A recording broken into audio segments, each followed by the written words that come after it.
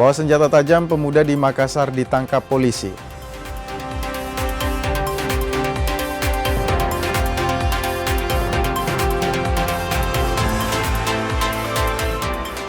Aksi protes peternak terjadi di sejumlah daerah, keluhkan harga ayam dan telur yang turun meski harga pangan naik.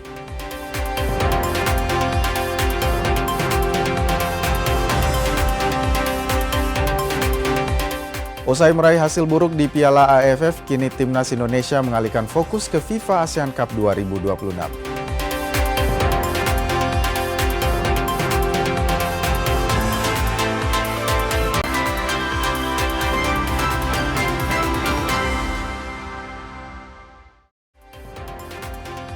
Halo saudara, selamat pagi. Anda menyaksikan Kompas Pagi hanya di Kompas TV Independen Terpercaya. Selain 3 informasi utama tadi, kami juga akan kembali menghadirkan sejumlah informasi menarik untuk menemani aktivitas pagi Anda hari ini. Bersama saya Gufran Lamataha, inilah Kompas Pagi selengkapnya. Kita awali Kompas Pagi. Demonstrasi menuntut pemanfaatan pekerja dan pengusaha lokal di kantor PT Antam Konawe Utara, Sulawesi Tenggara berakhir ricuh. Demonstran dan petugas keamanan terlibat saling dorong. Kericuhan ini terjadi saat ratusan massa yang tergabung dalam aliansi pemuda dan masyarakat adat Lingkar Tambang Konawe Utara Sulawesi Tenggara ini mencoba masuk ke kantor PT Antam Konawe Utara. Demonstran coba dihalau petugas hingga saling dorong pun tak terhindarkan. Akibat kericuhan ini sejumlah demonstran terjatuh. Demonstran menuntut perusahaan mengutamakan pekerja dan juga pengusaha lokal sebagai mitra dan mengurangi dominasi kontraktor dari luar daerah. Selain itu, mereka juga menuntut 2 pegawai PT Antam dipidanakan karena dinilai terlalu dominan dalam menentukan pemenang mitra perusahaan. Kami minta bahwa manajemen baik dari JM sampai ke tingkat bawah agar membuka mata bahwa kehadiran untuk berinvestasi ke Kabupaten Konawe Utara jika tidak bersama-sama masyarakat Lingkar Tambang secara umum masyarakat Kabupaten Konawe Utara tentu investasi itu tidak akan berjalan secara mulus, secara damai atau secara berkelanjutan. Kembali saya tegaskan bahwa saudara yang bersangkutan dengan pertimbangan evaluasi kinerja dipindahkan dari BPN Konawe Utara. Kemudian terkait dengan tuntutan lain yang disampaikan Mas Iksan tadi ya, Mas Iksan ya. Saya bisa memahami Mas Iksan, mungkin saya juga kalau di posisi Mas Iksan pasti sebagai warga lokal menuntut hal yang sama ya kan. Kita bisa paham itu apa yang diminta oleh Mas Iksan. Saudara, 2 pemuda di Makassar, Sulawesi Selatan ditangkap polisi usai ketahuan membawa senjata tajam dan batu. Keduanya mengaku membawa barang tersebut untuk menjaga diri. Resmo Polsek Makassar, Sulawesi Selatan menangkap seorang pemuda berinisial FDL yang membawa senjata tajam jenis badik. Pelaku ditangkap di Jalan Abu Bakar, Lambogo, Kota Makassar saat polisi menggelar patroli dan mengejar kawanan geng motor. Selain FDL, polisi juga menahan ARF. ARF diketahui membawa batu di balik jaketnya. Para pelaku membawa senjata tajam dan juga batu untuk menjaga diri. Menurut hasil keterangan dari kedua terduga pelaku, mereka membawa senjata tajam tersebut alasannya untuk berjaga-jaga diri saja. untuk pasal yang disangkakan? Untuk pasal yang dikenakan terhadap kedua terduga pelaku yaitu pasal 307 KUHP tahun 2023, ancaman hukuman 7 tahun penjara. Kedua pelaku yang masih di bawah umur ini kini ditahan di Polsek Makassar untuk jalani proses penyelidikan lebih lanjut. Rama Pratama, Kompas TV Makassar, Sulawesi Selatan.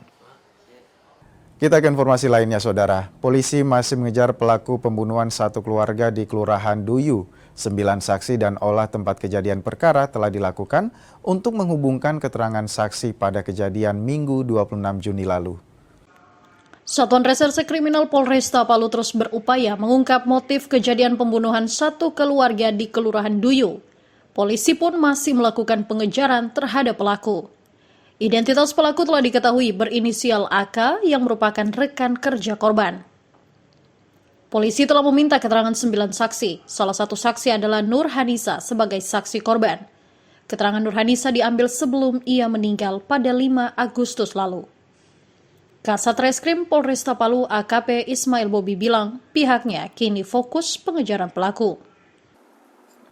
Indikasi pelaku kan sudah jelas bahwa pelakunya atas nama AK, namun untuk motifnya sampai saat ini kami belum bisa menyimpulkan motifnya seperti apa. Namun apabila pelaku kami sudah amankan atau kami sudah tangkap, nanti kami akan sampaikan motifnya seperti apa.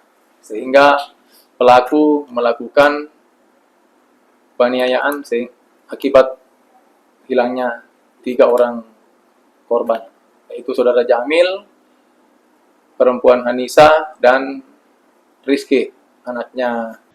Peristiwa ini terjadi pada Minggu 26 Juli lalu. Satu keluarga menjadi korban, Jamil dan anaknya Rizky meninggal di lokasi kejadian.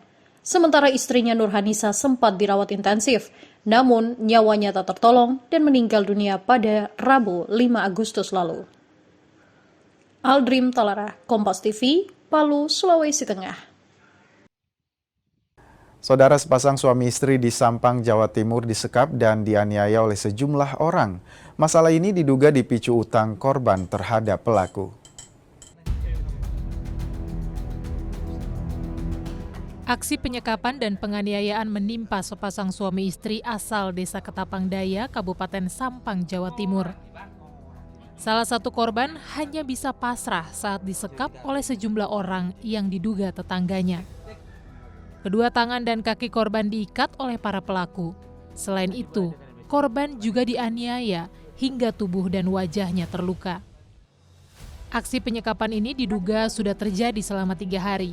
Polisi yang mendapat laporan langsung membawa korban dan istrinya ke Mapolres Sampang untuk dimintai keterangan. Motif penyekapan diduga terkait masalah utang sebesar 300 juta rupiah. Korban diduga belum membayar utang tersebut selama 1 tahun lebih. Ternyata betul di TKP tersebut terjadi penyekapan pada suami istri, di mana sekarang korban sudah dimintai keterangan di Polres Sampang. Untuk motifnya, menurut korban, keterangan awal yaitu terkait dengan hutang piutang, di mana sebesar 300 juta, sudah lamanya sudah 1 tahun setengah. Ya itu tadi, nanti penyidik juga memeriksakan atau membuat visum terhadap luka yang diderita oleh korban tersebut. Polisi masih menyelidiki dan mendalami kasus penyekapan dan penganiayaan ini. 2 saksi telah diperiksa polisi.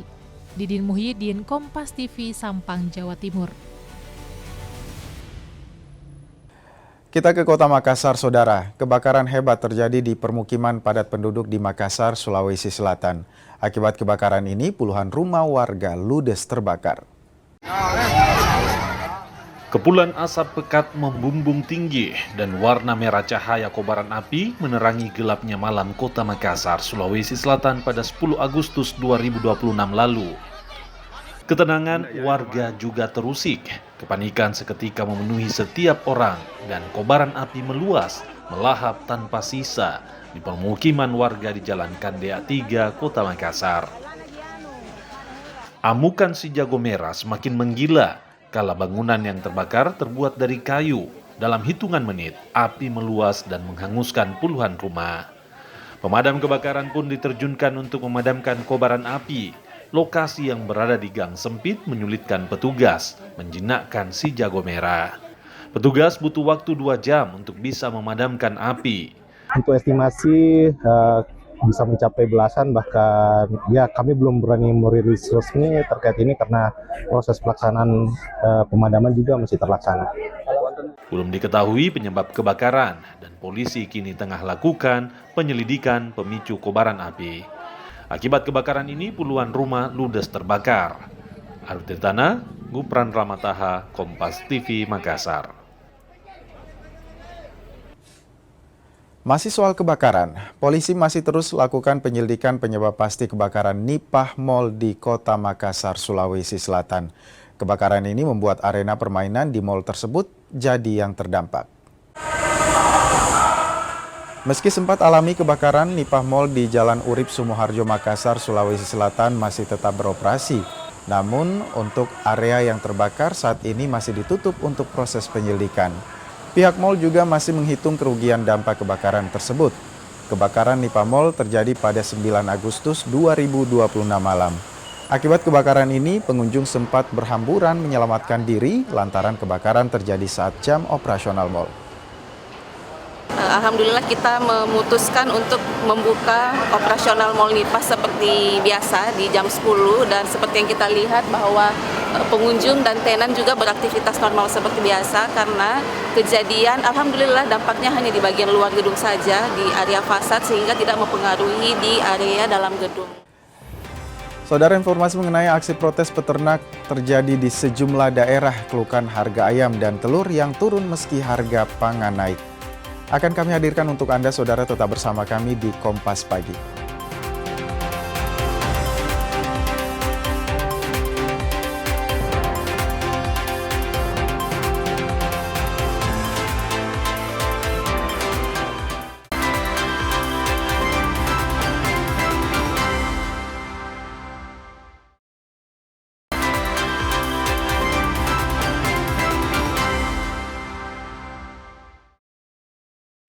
Terima kasih saudara, Anda kembali bersama kami di Kompas Pagi, masih bersama saya Gufran Lamataha. Kita ke informasi berikutnya.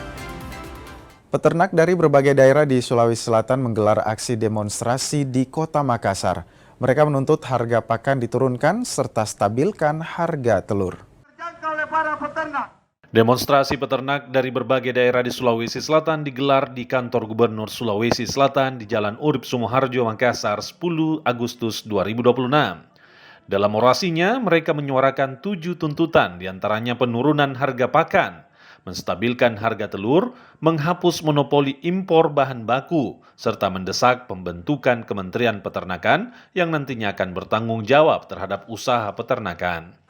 Saat ini kita merasa bahwa permasalahan di dunia peternakan sangat kompleks, sangat krusial, butuh fokus, butuh sebuah peran pemerintah di mana kita berharap akan dibentuk Kementerian Peternakan sebagai yang bertanggung jawab penuh terhadap kelangsungan usaha peternakan. Selain berorasi, para peternak juga turut membagi-bagikan ayam dan telur kepada pengguna jalan. Mereka mengaku tak mampu lagi memberi pakan ternak, imbas tingginya harga pakan serta anjloknya harga telur. Ardi Tirtana, Kompas TV, Makassar. Sementara itu, saudara, harga ayam dan telur di pasar tradisional Makassar memang fluktuatif. Namun pedagang bilang harga ini belum menutupi biaya produksi peternak ayam. Hal ini imbas harga pangan yang melambung. Harga ayam potong di pasar tradisional Pak Baeng-Baeng, Kota Makassar alami kenaikan. Saat ini, harga ayam potong dijual di kisaran Rp28.000 per kilogram atau naik Rp3.000 per kilogram. Ya, kalau pembeli biasa-biasa, seperti biasa-biasa. Normal saja kalau pembeli. Biasanya kita ambil dari mana nih Pak ayamnya, dari kabupaten apa? Tergantung dari kantor sih, kalau ada yang ke jadi konto, kalau Maros begitu. Oh, berarti tergantung dari distributornya nih. Sementara itu, harga telur ayam justru alami penurunan. Harga telur kini di kisaran Rp45.000 per rak atau turun Rp5.000 per raknya. Penurunan harga ini tidak dibarengi dengan meningkatnya penjualan. Penjualan telur justru menurun alias sepi pembeli. Ya agak turun harganya. Harga turun? Iya. Sekarang berapa? 45. 45? Dari 50 jadi 45. Itu sejak kapan mulai turun Pak? Dari bulan kemarin. Bulan kemarin Pak? Iya. Kalau pembeli bagaimana Pak? Sepi, malah sepi. Oh, turun harga tapi sepi ya Pak? Iya. Itu karena bagaimana anunya Pak? Memang karena ini perekonomian memang lesu. Meski harga ayam naik dan telur turun, namun secara umum harga kedua komoditi ini masih di bawah harga yang diharapkan pedagang. Hal ini imbas harga pangan yang melonjak tajam. Harga pasaran telur dan ayam belum bisa menutupi harga produksi peternak. Tim Liputan Kompas TV Makassar, Sulawesi Selatan. Masih soal demonstran, saudara. Sejumlah peternak ayam dan telur di Pati, Jawa Tengah berunjuk rasa di depan kantor Bupati Pati. Mereka protes karena anjloknya harga telur dan tingginya biaya produksi. Kita adalah warga Bapak yang sudah 3 bulan merugi. Unjuk rasa sempat diwarnai aksi lempar telur ke gerbang kantor Bupati Pati. Mereka menuntut pelaksana tugas Bupati menemui massa aksi. Sebagai aksi protes, peternak membagikan 1 ton ayam dan 1 ton telur kepada masyarakat di sekitar lokasi unjuk rasa. Para peternak menyuarakan 8 tuntutan utama, diantaranya turunkan harga pakan ternak, naikkan harga daging dan telur ayam, serta cukupi kebutuhan produksi ternak. Saudara, kondisi bangunan yang mengalami kemiringan dan kropos di Lapas Kelas 2B Merauke tidak hanya berdampak pada keterbatasan ruang hunian, juga pada keamanan para penghuni lapas. Salah satu bangunan di Lapas Kelas 2B Merauke kini tidak lagi digunakan untuk menampung warga binaan. Kondisi struktur bangunan yang mulai miring dan keropos membuat pihak lapas mengosongkan seluruh hunian di lantai 2 dan memindahkan warga binaan ke lantai bawah. Selain itu, pihak lapas juga memastikan pengawasan di Lapas Kelas 2B Merauke akan terus diperkuat. Terlebih, kondisi bangunan yang sudah tidak layak dihuni menjadi salah satu titik yang butuh perhatian khusus dari sisi keamanan. Jajaran penjagaan diminta memastikan setiap proses keluar masuknya warga binaan sesuai dengan standar operasional prosedur, termasuk bagi warga binaan yang harus menjalani perawatan di rumah sakit. Kalau yang bangunan miring itu kita sudah kosongkan untuk yang di atas itu, jadi tidak ada lagi warga binaan yang menghuni di lantai 2 karena memang struktur bangunannya sudah agak miring dan memang agak kropos atau apa, jadi kita alihkan ke bawah. Selain persoalan bangunan, Lapas Kelas 2B Merauke saat ini juga menghadapi kondisi overkapasitas. Idealnya sekitar 300 orang, namun jumlah warga binaan saat ini menghuni Lapas Merauke mencapai 550 orang. Kathleen Romera, Kompas TV Merauke, Papua Selatan. Kita ke informasi lain, saudara. Jelang perayaan HUT Kemerdekaan Republik Indonesia ke-81, Polresta Pulau Ambon bersama pemerintah Kota Ambon menggelar dialog kebangsaan. Dialog kebangsaan ini menggandeng stakeholder raja, lurah, tokoh adat, tokoh pemuda, hingga perwakilan BEM sekota Ambon. Forum dialog ini dilakukan bukan hanya sebatas ruang aspirasi, melainkan wadah saling mendengar dan menemukan solusi bersama. Kapolresta Ambon menegaskan keamanan adalah fondasi utama pembangunan yang menjadi tanggung jawab seluruh elemen masyarakat. Acara ini digagas dengan landasan bagaimana keamanan sebagai salah satu fondasi dari pembangunan di Kota Ambon. Kalau kita berbicara keamanan, berbicara pembangunan, maksud kami tidak berbicara hanya bagaimana membangun jalan, membangun infrastruktur atau membangun gedung-gedung. Tetapi dalam pembangunan dibutuhkan rasa aman, rasa percaya, dan ruang harmoni di kehidupan sehari-hari. Senada dengan hal tersebut, Wali Kota Ambon, Podiwinwati Mena mengatakan keberagaman dan nilai kearifan lokal seperti pela gandong serta semangat hidup orang basudara harus terus dihidupkan agar perbedaan tidak memecah belah warga. Situasi Kamtipmas kota di Kota Ambon tetap terjaga, terpelihara, tetap kondusif. Yang berikut, kehidupan bersama warga Kota Ambon terus terjaga. Supaya apa? Supaya kita bisa membangun Ambon semakin baik. Tujuannya di situ, memahami tentang keberagaman, menjadikan keberagaman sebagai anugerah Tuhan, bukan sebagai penghalang bagi kita untuk membangun Ambon. Melalui dialog ini, seluruh pihak berkomitmen menjaga keharmonisan dan stabilitas. Kaptimas menyongsong HUT RI ke-81 yang aman dan damai. Yaya Lating, Kompas TV, Ambon, Maluku.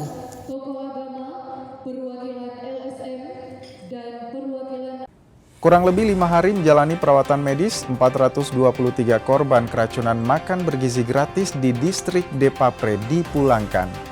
Informasi selengkapnya akan kami hadirkan untuk Anda saudara, tetap bersama kami.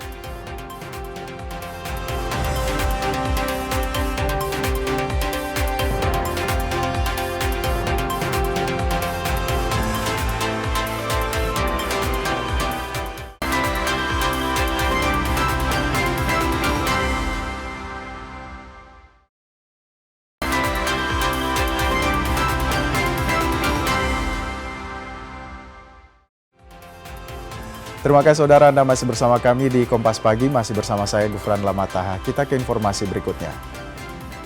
Kurang lebih 5 hari menjalani perawatan medis, 423 korban keracunan makan bergizi gratis di distrik Depapre, Kabupaten Jayapura dinyatakan sembuh dan dipulangkan.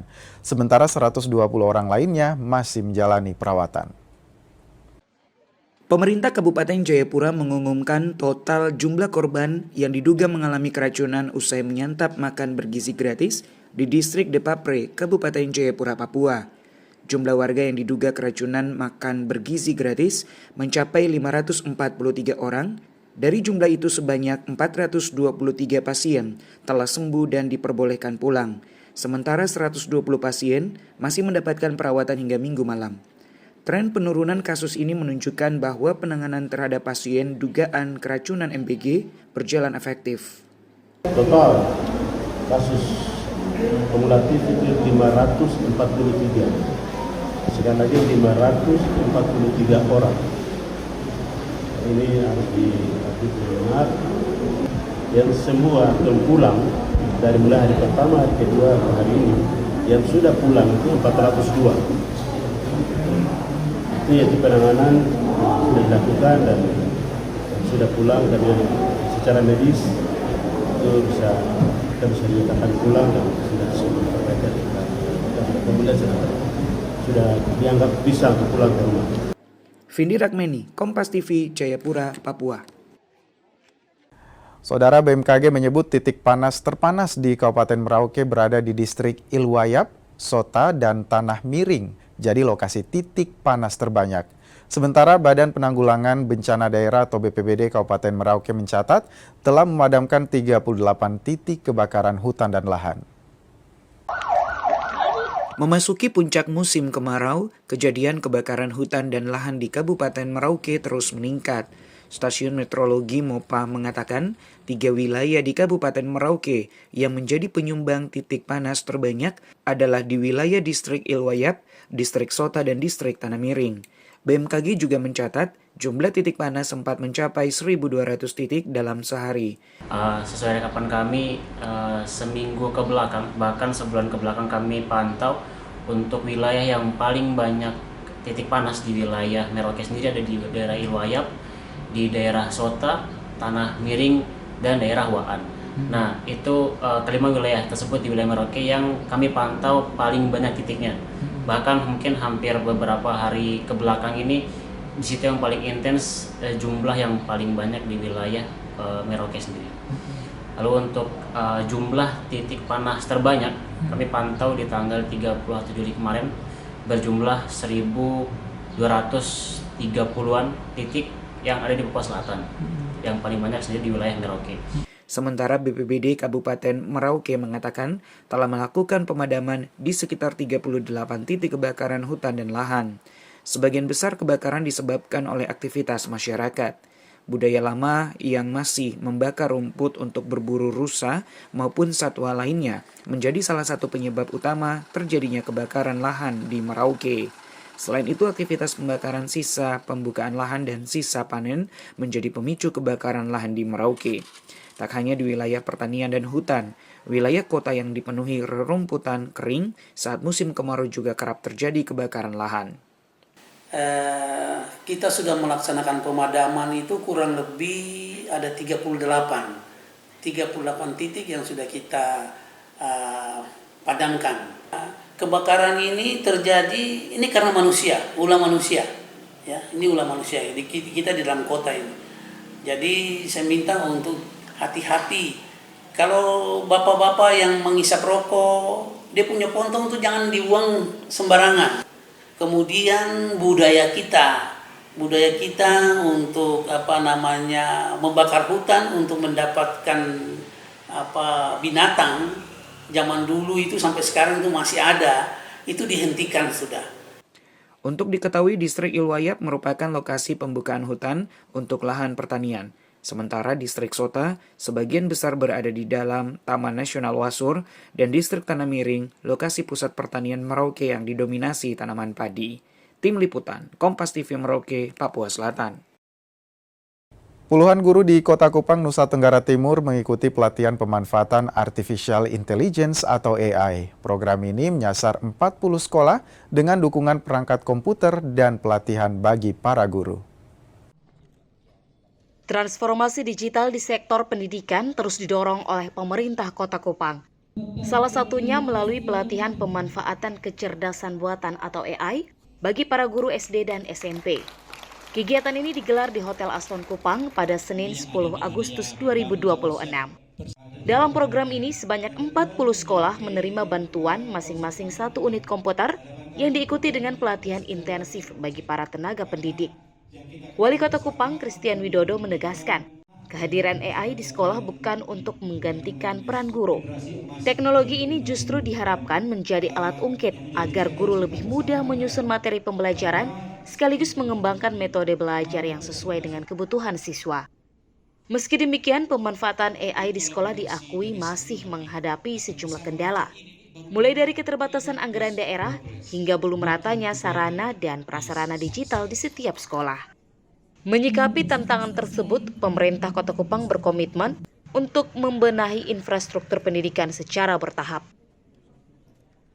Ya, jadi ini bagus sekali karena kita sedang berinvestasi pada manusia. Diberikan ke berapa sekolah? Dibagi tadi ke 40 sekolah, masing-masing sekolah dapat 1. Tapi pelatihannya juga dapat.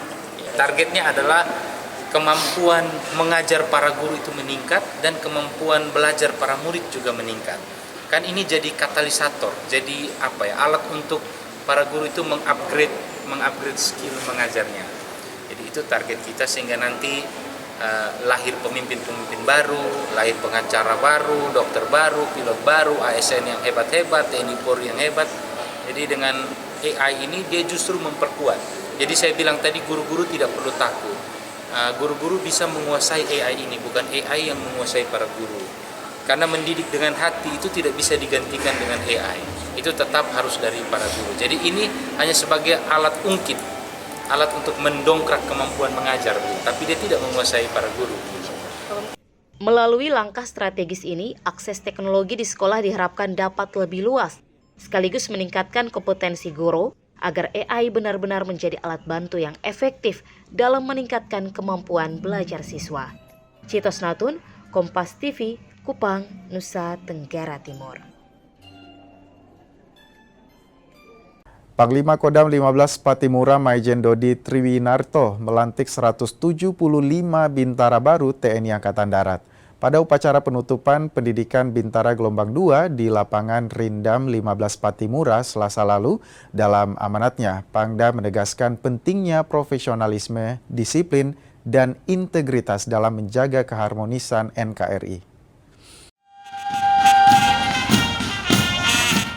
Panglima Kodam 15 Patimura Maijen TNI Dodi Triwarto menekankan pentingnya profesionalisme, disiplin, loyalitas, dan integrasi kepada para prajurit dalam amanatnya pada upacara penutupan pendidikan pertama Bintara TNI Angkatan Darat Gelombang 2 tahun 2026.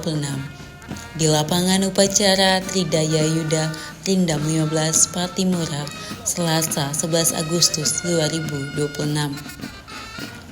Pangdam menyampaikan ucapan selamat kepada 175 prajurit yang telah menyelesaikan pendidikan dan dilantik dengan pangkat Sersan II.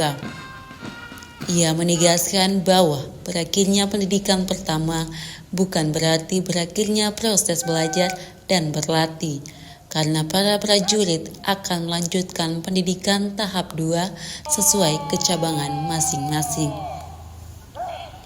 Para prajurit juga diingatkan untuk senantiasa menaati hukum dan norma yang berlaku serta memegang teguh Sabta Marga, Sumpah Prajurit, 8 Wajib TNI, dan 11 Asas Kepemimpinan sebagai pedoman dalam pelaksanaan tugas dan kehidupan sehari-hari.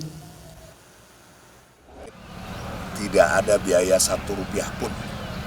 Mereka harus menyiapkan fisik dan mental. Kemudian tantangan yang perlu dihadapi bagaimana menyiapkan diri secara baik dari mulai proses pembinaan fisiknya, kemudian kesehatannya. Dan harapan kita, ini peluang yang sangat besar karena rekrutmen di tahun ini ada 2 kali. Tamtama 2 kali, Bintara 2 kali, jadi sangat berpeluang besar. Sehingga saya mengajak dan mengimbau kepada seluruh adik-adik saya yang SMA khususnya, yang mau tamat, mari kita siapkan diri. Di sini adalah salah satu cara pengabdian kita kepada negara. Melalui pendidikan tersebut, para prajurit diharapkan mampu terus belajar dan berlatih, menjunjung tinggi nilai-nilai keprajuritan, menaati hukum, serta menjaga kehormatan Kesatuan TNI Angkatan Darat, TNI dan Negara Kesatuan Republik Indonesia dalam setiap pelaksanaan tugas dan pengabdian. Tim Liputan Kompas TV, Maluku Tengah, Maluku. Kita ke Kota Makassar. Pemerintah Kota Makassar, Sulawesi Selatan terus mempercepat transformasi layanan publik berbasis digital. Salah satunya dengan pengembangan aplikasi Lontara Plus, sebuah inovasi layanan digital bagi warga Makassar. Aplikasi ini dirancang untuk menyatukan seluruh layanan pemerintah Kota Makassar dalam satu platform digital. Aplikasi Lontara Plus atau layanan digital bagi warga Makassar kini terus dikembangkan. Sejak diluncurkan pada Juli 2025 lalu, aplikasi ini terus mendapat pembaruan sistem. Sejumlah fitur layanan bagi warga Kota Dayeng pun terus ditambah. Tak hanya layanan aduan, akses layanan kependudukan dan catatan sipil serta layanan perpajakan kini juga telah tersedia di aplikasi ini. Tak heran, aplikasi ini telah diakses hingga 82.000 warga Makassar. Menurut saya aplikasi ini sangat bagus karena di dalamnya terdapat banyak fitur seperti bayar pajak, info SPMB, dan berita Kota Makassar. Ada juga info aduan untuk info masyarakat. Ya, kalau kemarin gunakan untuk apa ini? Kemarin saya gunakan untuk cari info SPMB. Aplikasi Lontara Plus sejatinya memang dirancang untuk menyatukan seluruh layanan pemerintah Kota Makassar dalam satu platform digital. Warga pun bisa mendapatkan informasi, layanan hingga penanganan aduan dengan mudah dan cepat. Fitur yang paling banyak digunakan sampai kemarin yaitulah fitur SPMB. Terus kemudian fitur yang paling banyak digunakan juga yaitu fitur aduan. Alhamdulillah fitur aduan di Lontara Plus ini sudah menerima 25.000 lebih aduan dan menyelesaikan 22.000 aduan yang telah diselesaikan, dan masih kurang lebih ada 2.200 laporan masyarakat yang sementara berproses untuk ditindaklanjuti OPD. Alhamdulillah. Perubahan layanan berbasis digital ini jadi salah satu transformasi digital pemerintah Kota Makassar. Diharapkan ke depan semakin memudahkan dan juga mempercepat penanganan aduan hingga kebutuhan warga Kota Makassar. Arief Tirtana, Kompas TV Makassar, Sulawesi Selatan. Usai meraih hasil buruk di Piala AFF, kini Timnas Indonesia mengalihkan fokus ke FIFA Asian Cup 2026. Informasi lengkapnya saudara akan kami hadirkan untuk Anda.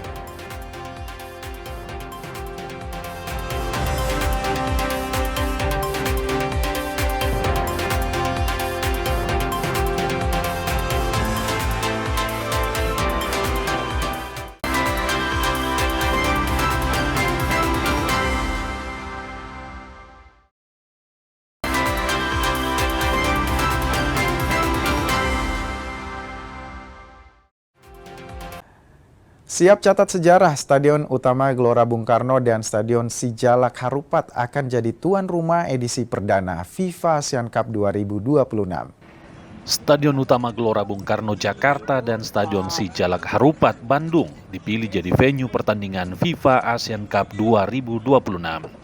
Kepastian ini disampaikan usai Kemenpora menggelar rapat koordinasi lintas kementerian dan institusi di Jakarta. Menpora Erick Thohir bilang 2 stadion dan kota ini dipilih setelah dinilai mampu menjadi tuan rumah dalam berbagai event sepak bola internasional.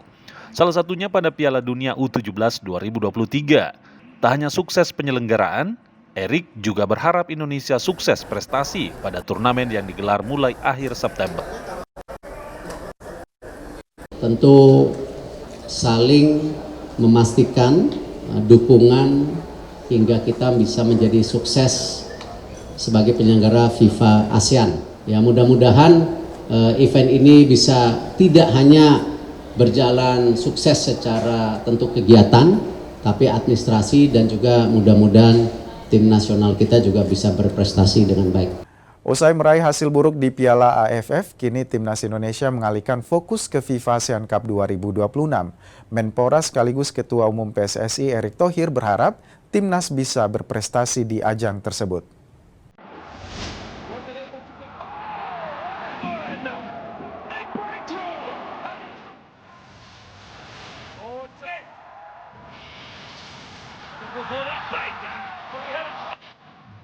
Timnas Indonesia tersingkir di Piala AFF 2026.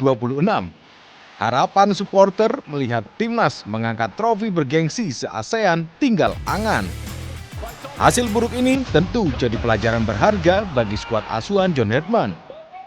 Pelatih Timnas John Herdman langsung mengalihkan fokusnya ke agenda selanjutnya, termasuk FIFA ASEAN Cup 2026 yang digelar September hingga Oktober mendatang.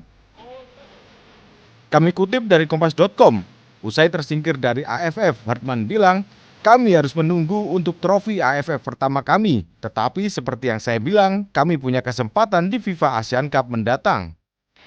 Kami akan membersihkannya dan kami akan berangkat dengan api yang baru, benar-benar api yang baru. Saya tak sabar bertemu dengan Singapura lagi. Menteri Pemuda dan Olahraga sekaligus Ketua Umum PSSI Erick Thohir berharap Timnas bisa berprestasi di turnamen ini. Apalagi turnamen ini masuk dalam kalender FIFA sehingga Timnas bisa diperkuat para pemain yang berkarir di Eropa. Ya alhamdulillah kan memang masing-masing pelatih punya targetnya masing-masing ya. Dan pasti PSSI, Kemenpora akan mendukung target yang dilakukan dari masing-masing kepelatihan.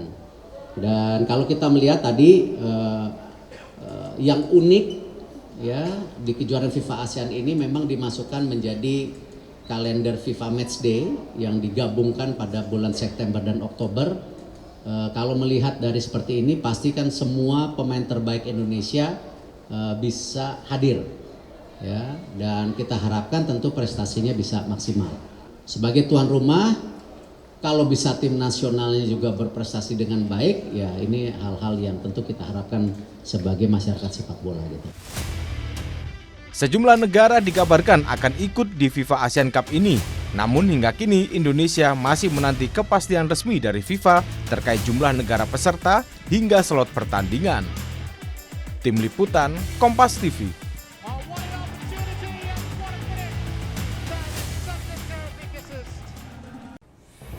Saudara, informasi mengenai SPBU berkoordinasi dengan Korps Lalu Lintas untuk memastikan antrean kendaraan tidak mengganggu lalu lintas. Akan kami hadirkan untuk Anda, saudara, jangan kemana-mana, tetap bersama kami.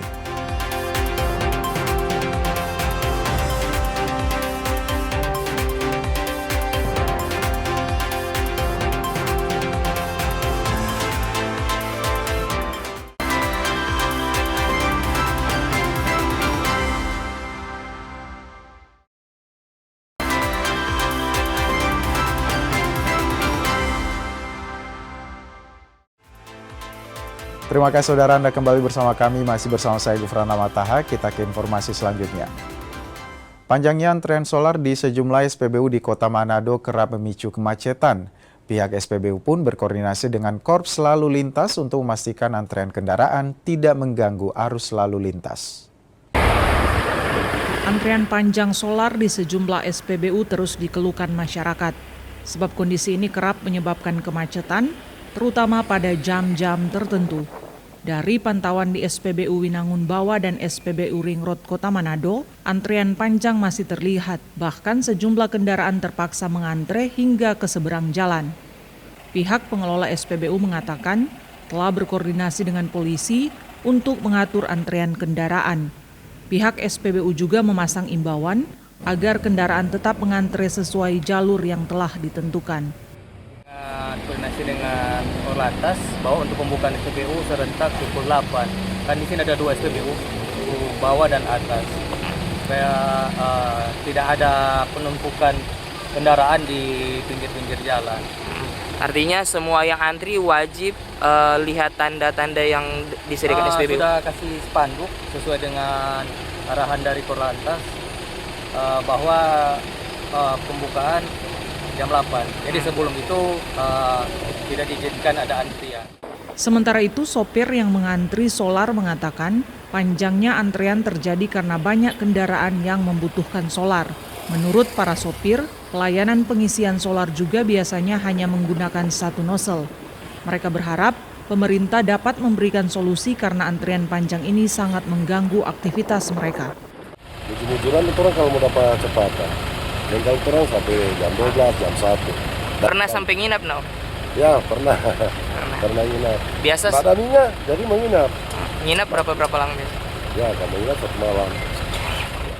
Pertamina Patraniaga juga telah berkoordinasi dengan aparat penegak hukum untuk menjaga ketertiban di SPBU. Selain itu, distribusi pasokan solar ke sejumlah SPBU di Sulawesi Utara juga terus diperkuat. Swingli Manderes, Kompas TV, Manado, Sulawesi Utara.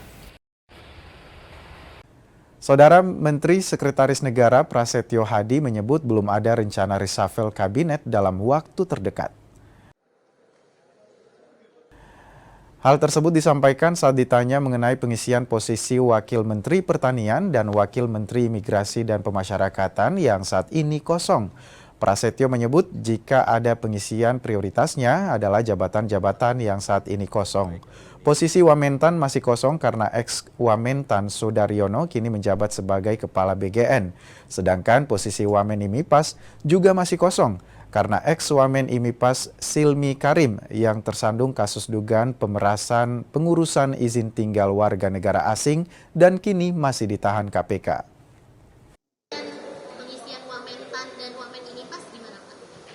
Belum. Itu kan kemarin karena ada pertanyaan mengenai reshuffle, jadi sampai hari ini belum ada rencana untuk adanya reshuffle.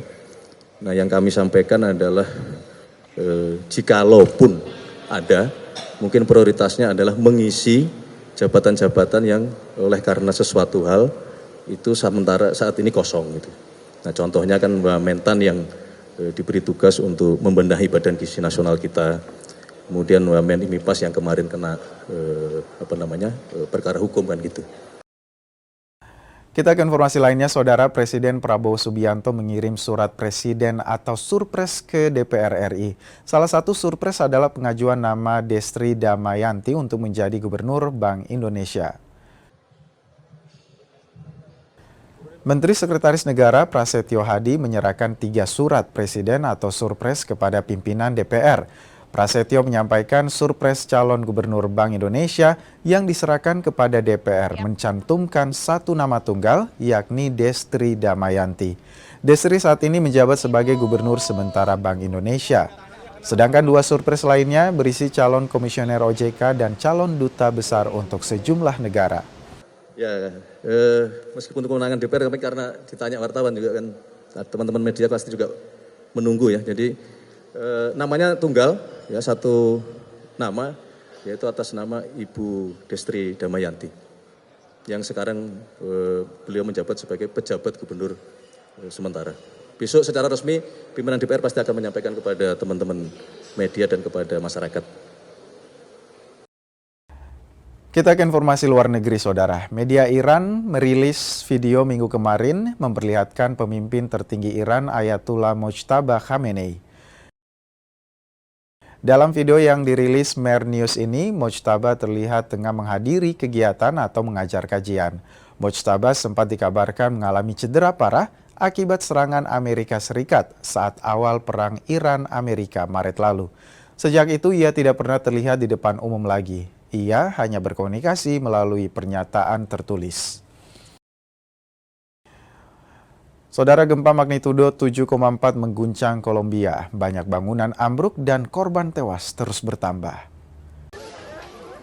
Detik-detik runtuhnya bangunan direkam kamera amatir warga. Bangunan yang runtuh ada di pusat kota Pereira saat gempa berkekuatan magnitudo 7,4 mengguncang Kolombia pada hari Senin. Gempa ini menyebabkan kerusakan parah di Pereira serta kota-kota lain di wilayah barat Kolombia, termasuk Manizales dan Cali. Guncangan gempa tak hanya dirasakan di Kolombia, namun juga Venezuela, Ekuador, dan Panama. Jumlah pasti korban tewas belum diketahui, namun korban terus bertambah. Tenaga medis segera turun di tempat-tempat umum untuk memberikan pertolongan pertama.